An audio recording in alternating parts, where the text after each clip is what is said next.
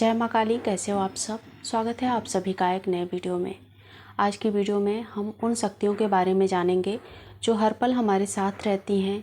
हर पल हमारे साथ रहकर वो एहसास दिलाती हैं कि वो आपके हर कदम पर साथ दे रही हैं, पर आप अनजान हो उन शक्तियों से।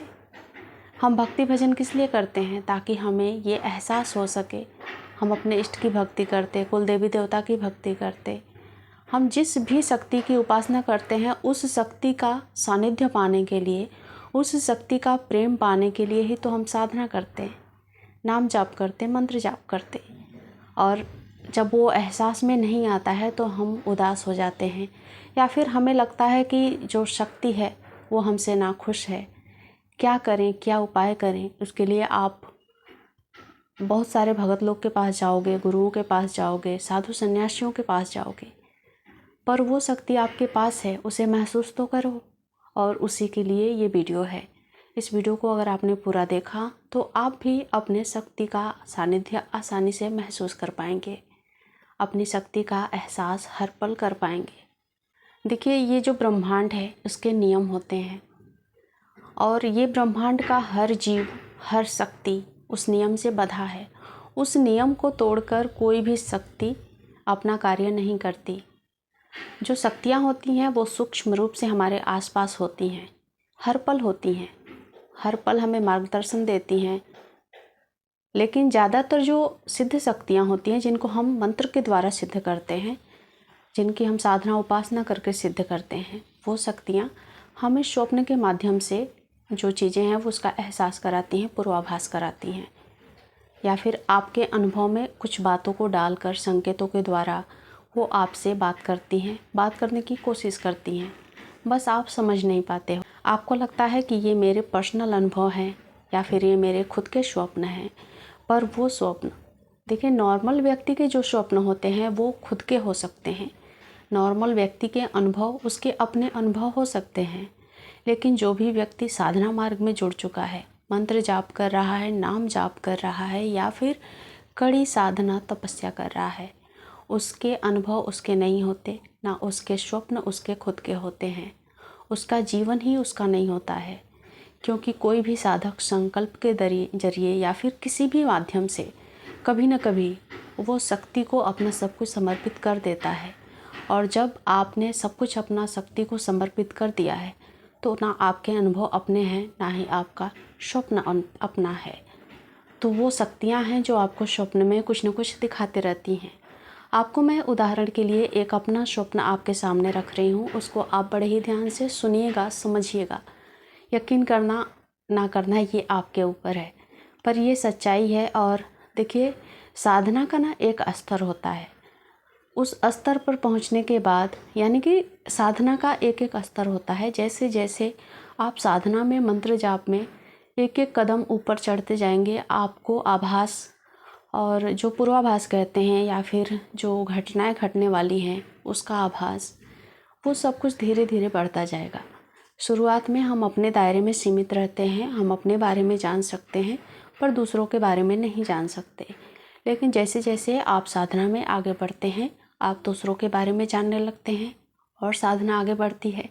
आप अपने मोहल्लों के बारे में जानेंगे, अपने एरिया के बारे में जानेंगे, पूर्वाभास कर पाएंगे, और साधना आगे बढ़ती है तो आप देश दुनिया के बारे में भी आसानी से जान पाएंगे, समझ पाएंगे। तो ये जो स्वप्न मुझे आया था वो मैं आपको बताने की कोशिश इसलिए कर रही हूँ ताकि आप समझें कि शक्तियाँ आपको क्या बताने की कोशिश करती हैं। जैसे कि किसी भाई या बहन ने पूछा था कि मुझे स्वप्न में दिए दिखते हैं। तो दिए क्यों दिखते हैं? दिए दिखने के बाद आपको, आपके जीवन में क्या कुछ बदला, आपने जीवन में क्या महसूस किया, उसे आप समझेंगे तो आप ये समझ पाएंगे कि आपको स्वप्न में दिए क्यों दिख रहे हैं, या फिर स्वप्न में कोई भी एक वस्तु, विषय, चीज़ या फिर इंसान क्यों बार बार दिख रहा है। आप अपने जीवन में होने वाले घटनाओं को जब परखेंगे तो उस विषय वस्तु के बारे में आपको जानकारी हो जाएगी, क्योंकि वो शक्ति का एक संकेत होगा। वो शक्ति आपको उसी दिए के माध्यम से या फिर उसी व्यक्ति के माध्यम से स्वप्न में आकर वो चीज़ें बताने की कोशिश कर रही है। तो फिर से मैं थोड़ा आगे निकल गई। चलिए मैं अपने स्वप्न के बारे में बताती हूँ।